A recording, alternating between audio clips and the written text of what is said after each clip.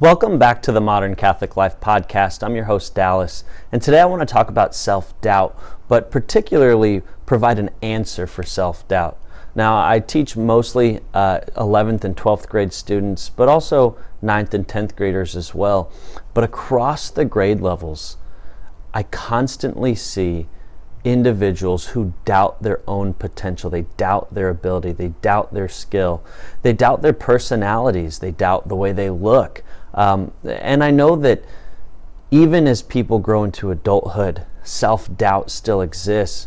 But I think at least adults are better equipped at managing and handling the stress and pressures that come along with that. I think it could be really detrimental to kids if those things aren't addressed, or if they haven't had someone walk them through maybe some guidance or some suggestions. But here's what I've found. I work with these kids in a very personal way. We're trying to get them into college, trying to figure out what their plan is for their life, trying to get them means to pay for college. And so there's tons of, in addition to the group things that we do, tons of one-on-one stuff. And, there's so much that is desired from them. But at the same time, they feel like there's so much missing. They feel like there's no way they could accomplish the things that they want to. And if I could just say this, the smallest bit of encouragement goes such a long way. Hey, you can do that. You've done it before. You can do it again. You're really smart. Man, that was a great answer. Things like that they're invaluable. I mean, the kids hear those things and they take them and run with them. I'm sure that if you're listening, you can remember something, hopefully, something a teacher said to you that still sticks with you today, and it encouraged you and it pushed you. And I feel like, that could be done a lot more. That's kind of my experience in my work setting as a teacher. I think first and foremost that starts at home. Now, I know I have no children, and so maybe what I'm saying means nothing. Maybe what I'm saying is wrong. But in my experience, this day-to-day thing that I do, I hear about how children want to hear from their mom, from their dad, that they are capable, that they can do whatever it is that they're trying to do, because that's the truth of the matter. They can do whatever it is they're trying to do. So where's the Catholic Christian twist on this? Well, it's at its very core. There's no twist at all. It's at its very core. So I'm listening to the Bible in a Year podcast with Father Mike Schmitz, and this weekend we were going over the Exodus, and Moses is outside of Egypt. God presents himself in the burning bush to Moses, calls him to go back to Egypt, to lead his people out. And Moses is in denial, and he's in doubt. And then God says, look, I will provide for you. I will give you the means to go do this huge task that I'm asking you to do. And Moses is still doubting. He doubts himself. I don't know if I can do this. Like, you have God on your side, literally, and you're doubting still. So what ended up happening? Well, God tells Moses, go lead my people out of Israel. Moses says, why are they going to listen to me? Who am I? I'm now a fugitive, really. He committed a crime, he left, and now they don't like him. And so why are they going to listen to him? That's what he keeps asking God. And God says, he performs two miracles. One, he says, the rod in your hand, toss it on the ground. Moses tosses it on the ground, and it becomes a serpent. And Moses freaks out. God says, grab it by the tail. He picks it up, and boom, becomes a rod again. One miracle.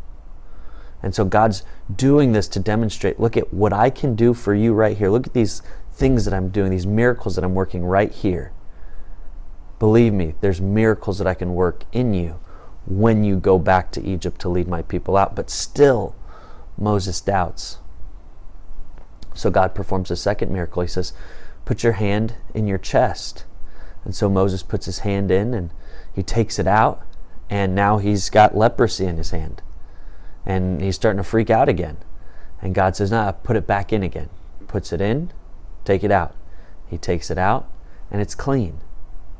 So God works these two miracles to help provide an answer for Moses' self-doubt.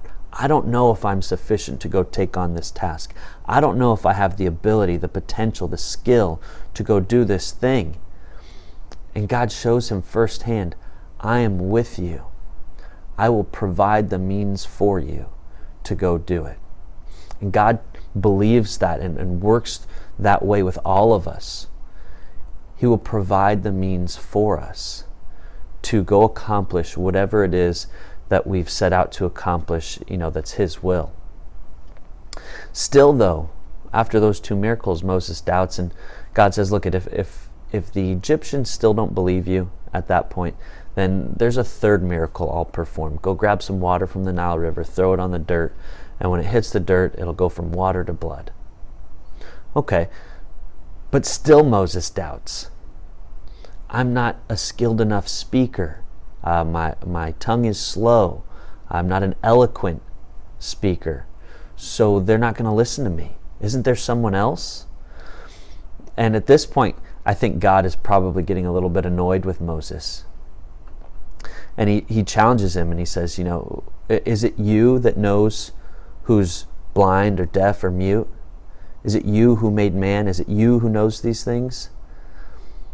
Kind of a reality check. Like, I get that you're doubting, but understand who is with you. God is with you.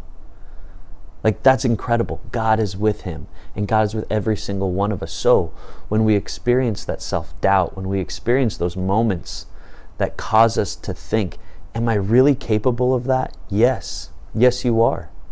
Because God will provide the means for you. If you're trying to achieve his will, if you're trying to do good, God will provide the means for you. And again, I want to circle back to, I think this all starts at home. It's crazy that we live in a time where our society has done everything to remove God, to remove Jesus from the culture. And simultaneously, we're seeing this decline in mental health. We're seeing an increase in suicide rates, an increase in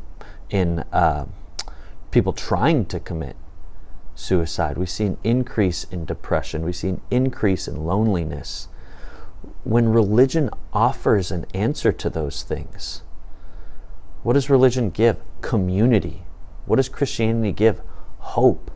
I mean, maybe one of the biggest differences between a believer and a non-believer, maybe by definition, is hope. A believer and a non-believer.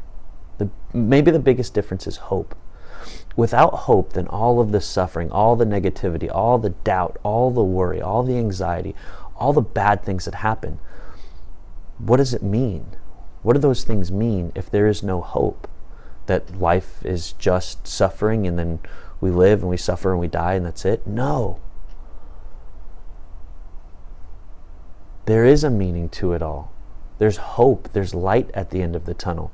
So I don't know why in our right minds, maybe we're not in our right minds culturally, we believe that it's smart to continue to remove God from the equation, and then we act shocked at all these alarming statistics, especially among young people.